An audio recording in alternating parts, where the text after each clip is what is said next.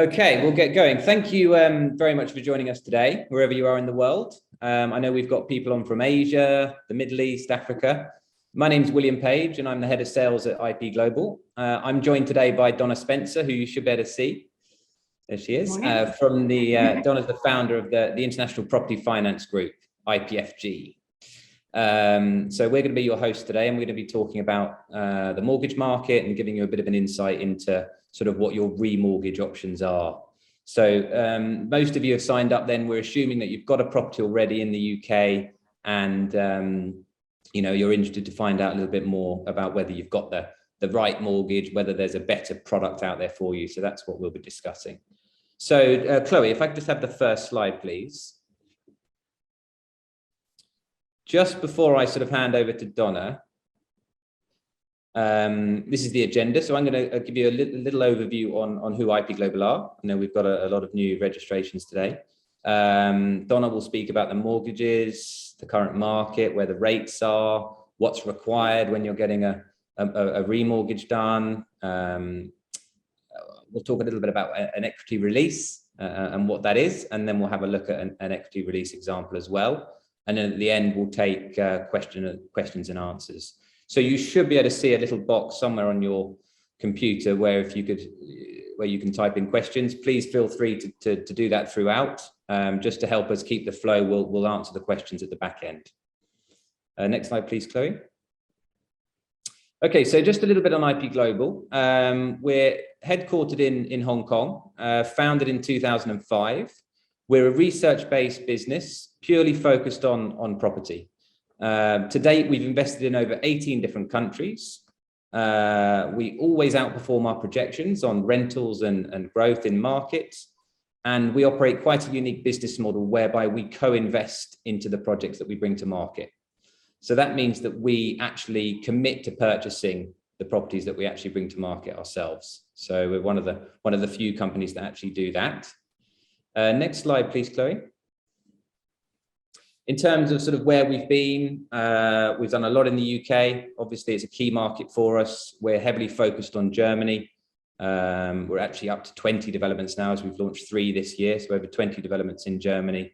And then we've done quite a bit in Australia and also in the US. We have the front end of the business, which is researching different markets and sourcing investments in those countries and cities.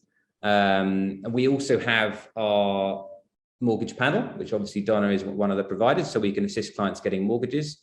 But we then have our own letting and management company, which is called Complete. So we're on the ground in these markets, getting the keys, snagging apartments, getting the apartments listed, renting them, and then the ongoing management of these properties as the ownership, as our clients own these units and collect the rental income. So it's a long-term relationship that we build with clients. And Complete is a business that obviously, as we've grown, we've really resourced up. So we've got thousands of units under management across London, across the UK, and across Berlin is where most of our portfolio sits. And you can see some of the statistics there. But right, that's enough for me about what we do at IP. I think the next slide is Donna. Good morning, afternoon, or evening for some people. So just a little bit about International Property Finance Group and who we are. With the array of consultants that we now have, we've got in excess combined experience of over 70 years, both in the UK and international markets. And what we specialise in is looking at foreign investors and expats in those markets. And we deal with clients from over 60 different countries. We do mainly our business is UK, but we do Portugal, we do Germany, we do Spain, and we've just added to our panel the USA. Our UK business is regulated under the FCA, so we have access to over 200 lenders. We're directly authorised by the Financial Conduct Authority, which means we can go to the banks directly and approach those banks. One of the things that we always try to look at, we'd like to look at if there is an issue that comes up, we're always trying to look for the solution and looking what's best for the client. So again, for us, it's always about that long-term relationship, putting the client first and accommodating their needs. So that's really important to us as a business. Can I take the next slide, please, Chloe?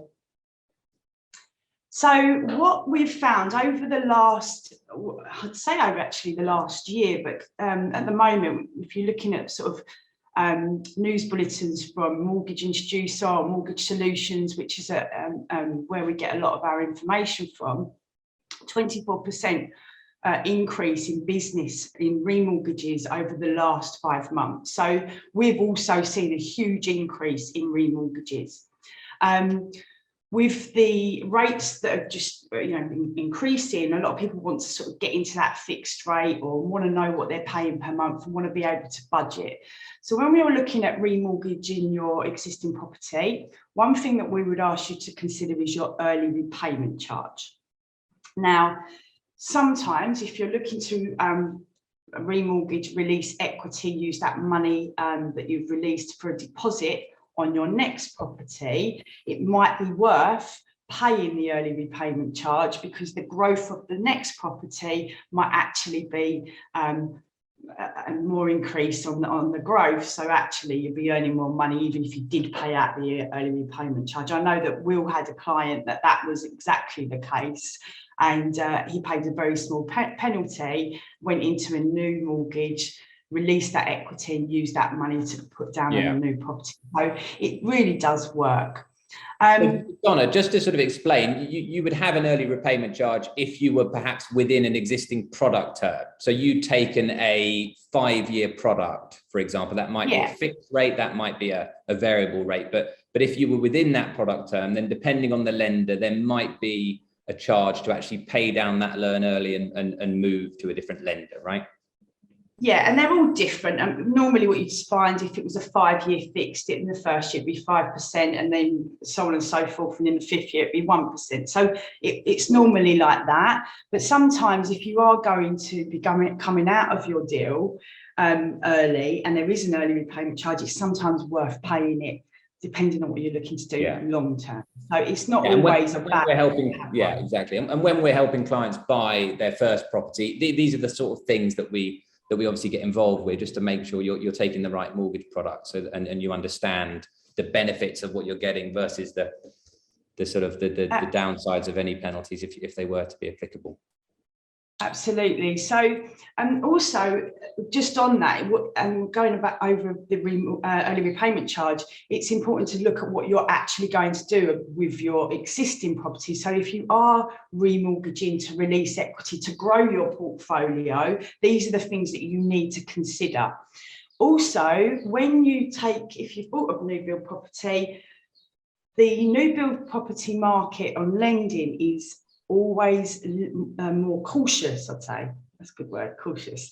They're always more cautious. But when you're looking at a property that's existed for over 2 years, there's more lenders that are available to you, and there's also usually higher loan to values. But every person's circumstances is different, and it's our job to obviously explain what's available to you. So that's what we do. We specialise in that, and it's a very quick way to grow your wealth, to refinance the assets that you've got right now, to go and buy more property. So that's really what you're looking at. But also on this as well, it might be that we review your mortgage just to do a like for like to make sure you've got the best product. Or it might be that your circumstances have changed and you've got more money, or you want to reduce your term. And if you want a repayment, you'll be reducing a repayment mortgage, you'll be reducing the interest that you pay over the long term. So it's all about looking at what the client wants to do and how we can benefit them with the products that are available at the moment. Can we have the next slide, please, Chloe? So looking at the mortgage market at the moment, I just checked on this again yesterday. They have changed again slightly yesterday.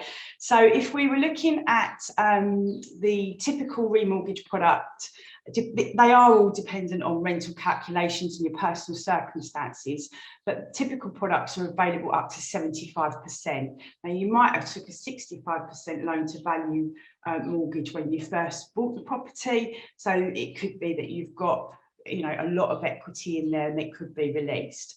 The products that you normally find at the moment are fixed rates, tracker rates, and discounted. For obvious reasons, the fixed rates are very popular at the moment, and lenders out there have seen this, and some of them are putting their neck on the line, if you like, and they're coming out with these longer fixed rates. Now, if you're a domestic client, those rates are always a lot longer, but for an international buyer or an expat, you're looking at sort of 7 years, and that product at the moment is 3.74, and that's available up to 75%. But a discounted product, and that's discounted from the lender's standard variable rate, is in the region of around about 3.19. Okay, so that you mean by that's a variable rate, Donna, yeah?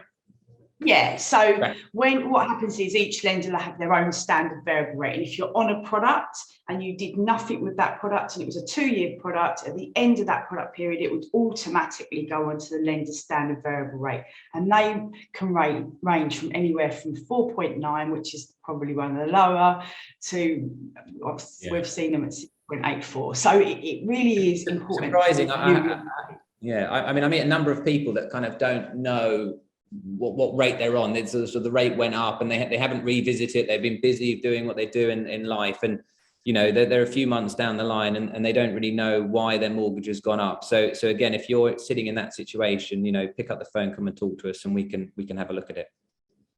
And also, things have changed so much. I mean, I was on the phone to a new bank that's looking to launch in June yesterday.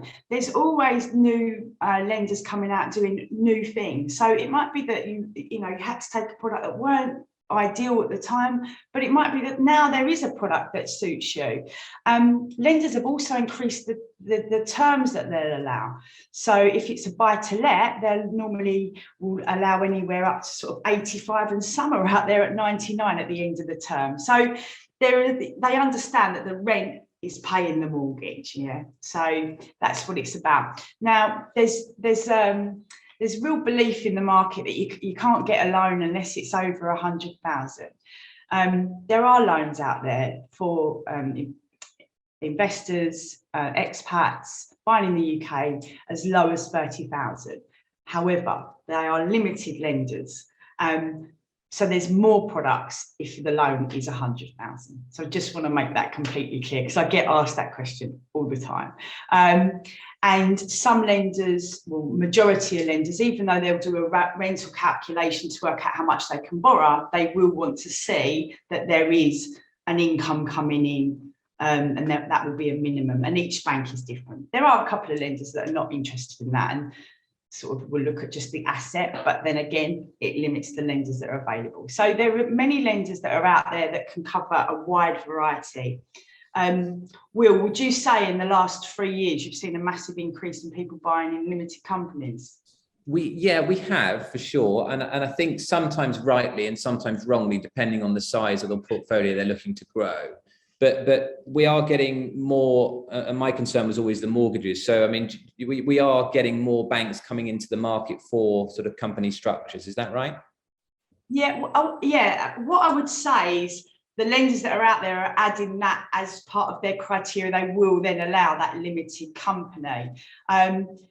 It just means that if you're buying in a limited company, not every lender is going to be available to you. Okay, yeah. So I just need to make that clear. But there are lenders that will do it.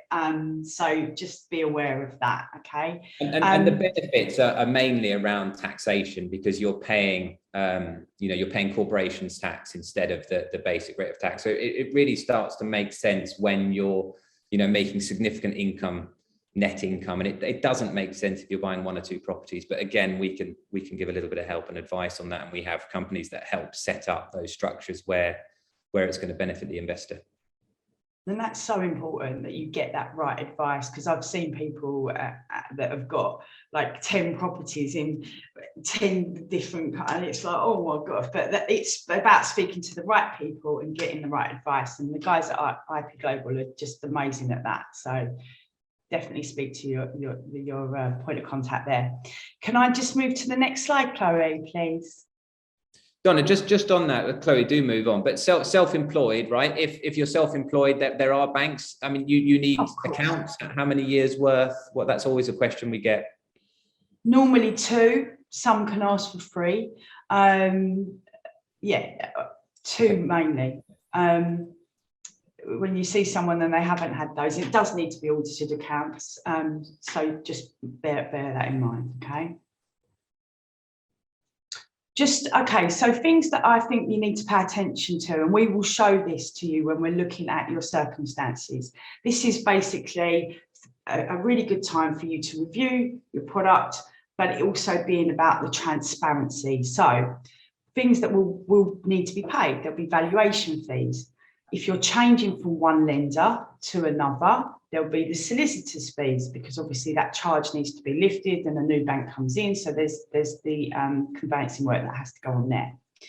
Normally with a new product, there'll be an arrangement fee. Even if we say to you, right, the best product for you is to stay with your current lender, but choose this product because that's the best one for you, there will normally be an arrangement fee, okay? And we can still do that. It's a product, they call it a product transfer, and we can do that for the client rather than them having to sort of find out what they've got and whether they fit and all of that. We can do that for them. So as I mentioned earlier, the early repayment charges on your current deal, and then we charge a fee, which will give that all of you, depending on your circumstances, depending what we charge. Normally, just a standard fee is £950. As I mentioned there, we can do product transfer fees. We don't charge £950 for a product transfer fee, so just be aware of that. It's a very reduced amount of money that we charge. And then if you're taking a product, I had a client years ago that came to me and said, I found my forever home. And I was like, okay, this was back in the days when I was in an estate agent. I'm not going to say how long ago that was because I'll give away my age. But this couple come to me and they said, oh, I love this house, this is a forever home. And they chose this 15-year fixed rate. So they're actually really good friends of mine now. And I was like, are you sure it's got early repayment charges? And they were like, yeah. And Colin came to me, that's the husband, and he said, she's changed her mind. And they were 3 years in and the early repayment charges were just, and I was like, I did say, and he was like, I know. Now, luckily it was portable, but mostly when you're looking at a expat or foreign investor product, they're not usually portable. So if you are going to be taking that longer fixed rate, just be aware of what you're going to be doing in the long term, because what we don't want you to do is be tied into a product and then you want to sell it later on. So it's a really good time to think about what you're going to be doing with your portfolio, which obviously leads on to, planning your investments. And IP Global will definitely help you with what's available, what you could do with that, with your money that you do release from the property. What I will say on this is if you are looking to release equity, you can't just use it as you wish. You do need to be buying a property. You can't just go and buy a car or going on a lovely holiday. They're not going to allow that. And some lenders will insist on seeing the proof that you are buying the next property from a solicitor. So just be aware of that, okay? So these are all things to consider. Can I have the next slide, please, Chloe? This is a question that I've been asked. I've been doing mortgages for 21 years now, and this is a mortgage that I've been asked throughout my career in finance. People say, I want a fixed rate, but I only want interest only. And I think people confuse the two. So what the product does and how you pay the mortgage are completely two different things. So a repayment mortgage means you take the loan and you're paying repayment and the interest on the loan. As long as you keep up your monthly repayments every month, at the end of the term, let's say it's 25 years, your mortgage is guaranteed to be paid off.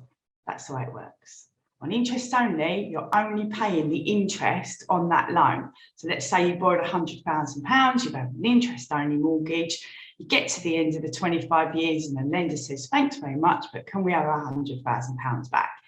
That's the difference between the two. So it's very, very simple, but it's a question I get asked a lot, and I just thought it's really easy just to cover it off. So that's what that is. Right. Have you had that? Yeah, absolutely. And look, I think from a sort of whole point of view as well, it's if you're a pure investor and you're looking to invest into a location like we do from a pure investment point of view, you're looking at your cash flow.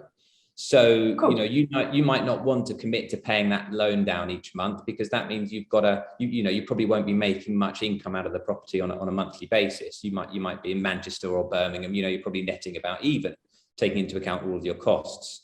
Whereas if you were going down the interest only route, you would just be covering that interest, and then you would be paying down that loan at the end when you sell the property.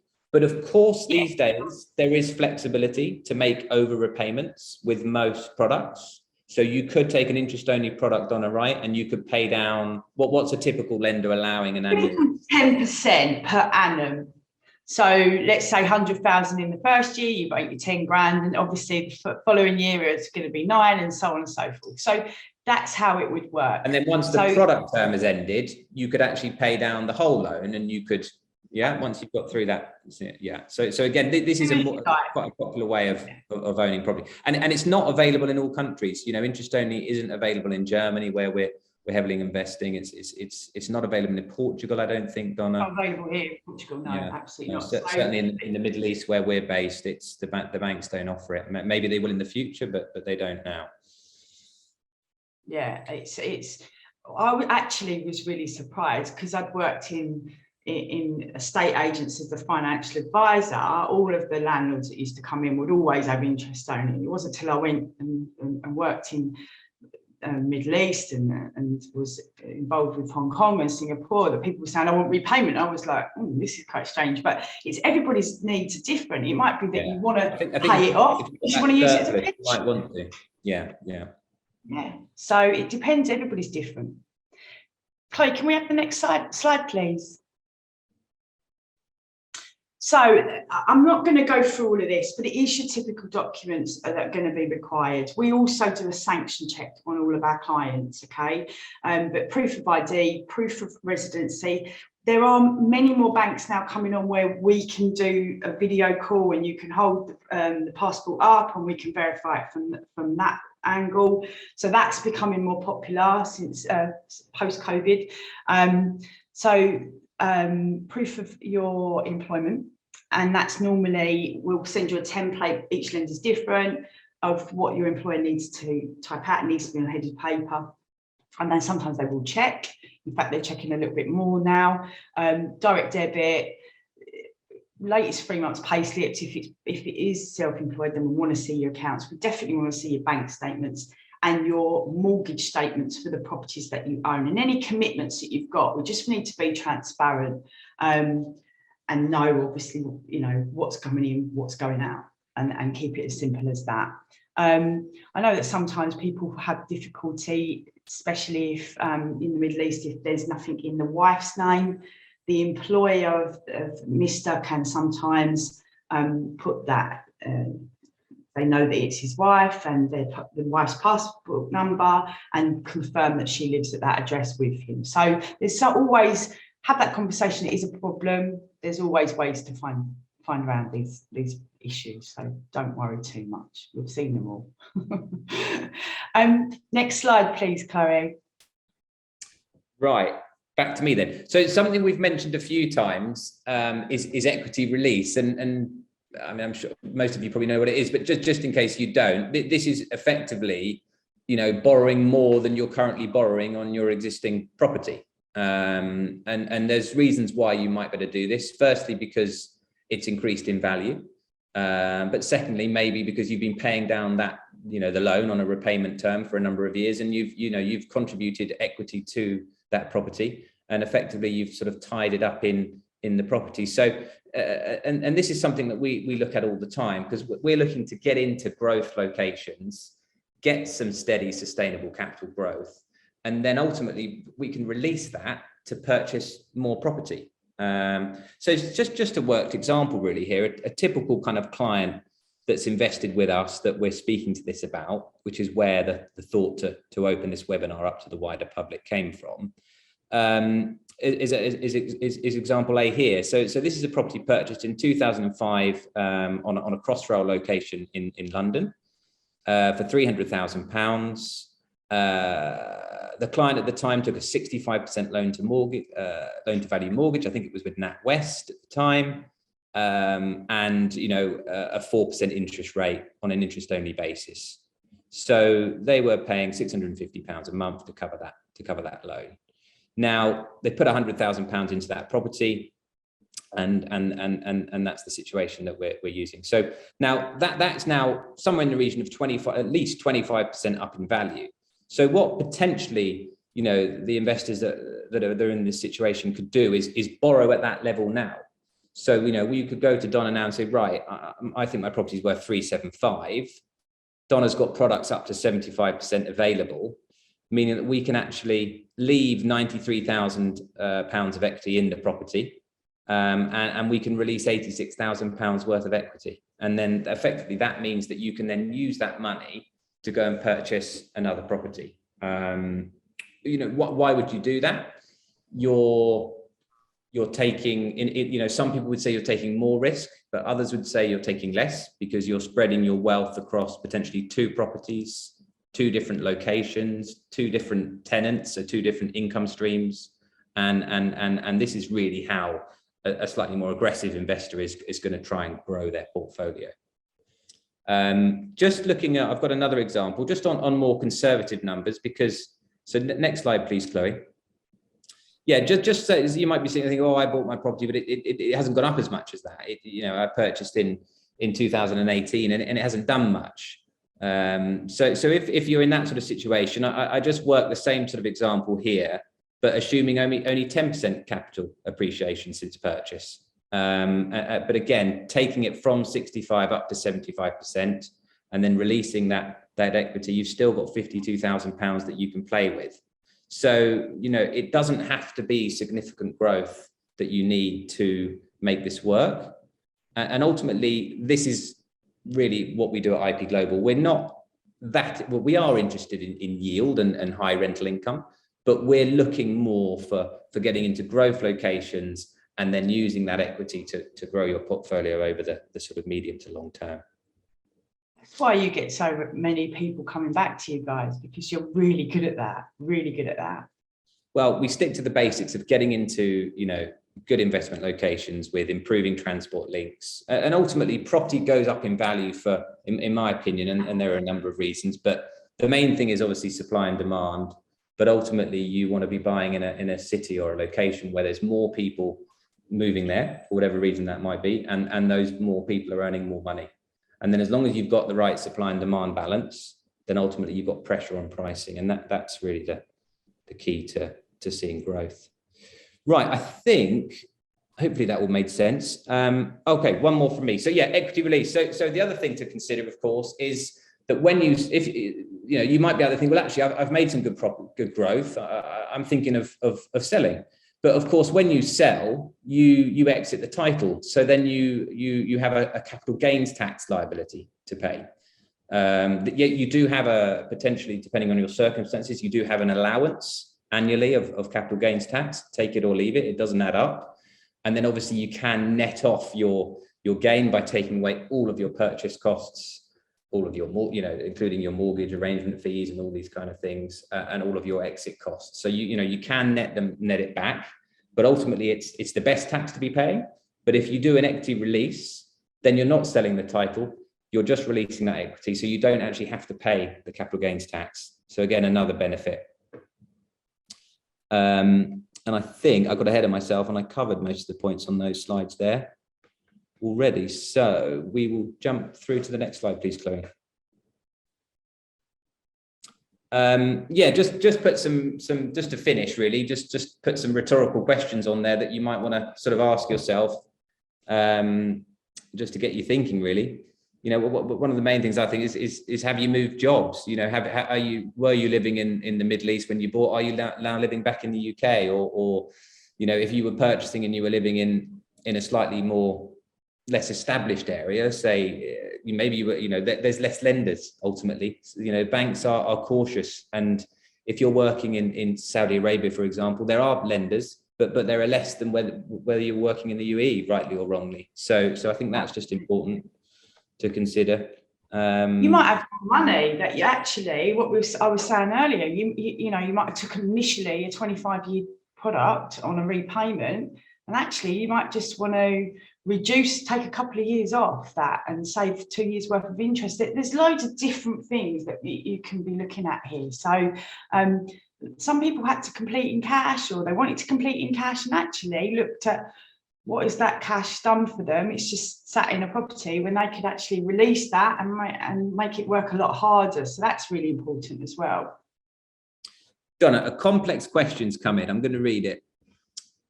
If my UK properties with rental income are held by a UK limited company and the shareholder and directors are not tax residents in the UK, that's fine. Blah, blah, blah. I'm not going to read the whole thing because it's a long one. You'd have to register the rental that you're getting from the properties, but so the rental you'd be paying corporation tax, right, on that. So basically the question is that the shareholders and directors are not tax resident. Can that company potentially still get a mortgage? Yeah, will depend on where the nationality of those clients. Okay. Because some will, sanctioned countries. Difficult. Yeah. But even if you had an American living in Dubai that had got a UK company who held a property under it, it works. So subject to okay, good. Well, that's an anonymous question, but hopefully you've given you a bit of an answer. And if you'd like to, if you want to explore on that, obviously speak to Will, and we can have a video call. It's not a problem. We'll review all of that for you and look at what's best. No problem. Another question here from Leona. Why are banks not lending to portfolio landlords? We have been rejected by a few banks to date. We only have our private banks that we can go to now. If there's no other income coming in, they are more limited. If there's no other income coming in and it's purely just your portfolio income, then they are very limited. You can, depend on how much that's worth as well, you can always go to a private wealth bank, depending, obviously, how much that's worth, that portfolio. And when you're working with a private wealth bank, it's not that tick box, which a lot of the retail banks are, or building societies. They will have a conversation, they'll understand the client, they can see what's going on, and then they'll make the decision. So don't always think that just because one lender said no, that someone else won't allow it. Some lenders might allow 9 properties. Some lenders don't care. There are lenders that don't care. So it's important to review that. It might have been different when you first started that journey, but it might be different today. Donna, we mentioned it a few, and I think it's a difficult one to explain. What is SVR? So it's a standard variable rate. Can you just explain? So each bank will have their own standard variable rate. And what that is, that sits there, okay? And then what happens is if Bank of England changes, and the bank controls that rate, no one else controls that. But each bank controls their own rate. Yeah, so they'll look to see what's going on, and when the Bank of England changes, they normally follow suit very quickly on the standard variable product, okay? So you can't control what's going on with that. And it doesn't have to sit in line with what the Bank of England's doing either. If they decided Mr. 4.99 is their standard variable rate, and they thought, you know what, we're going to put our standard variable rate to 6.99, they can absolutely do that. And then when your product finishes, you automatically go on to the standard variable rate. So first of all, what your standard variable rate was when you first took your product might not be the standard variable rate it is today. So that's another thing to consider, right? So you do need to be looking at, are you in a product? When does that product finish? What is your new standard variable rate? What are you going to go to?